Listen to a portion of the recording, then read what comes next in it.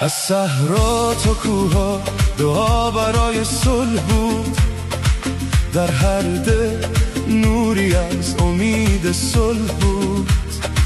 وقتی ابرای جنگ همه جا سایه افکند، این تو بودی که راه آرامش را نشان دادی. از اسلام آباد نوایی نرم برخاست، گویی مرهمی بر زخما گذاشت. چون برادری دست یاری دادی، پاکستان تو دلها را بردی. پاکستان از دل تشکر چراغ صلح را روشن کردی. تشکر فیلد مارشال، درود بر رهبریات.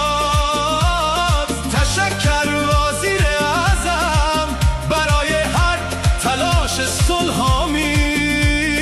از طرف ایران این را میگوییم تو صدای صلحی، نور انسانیت.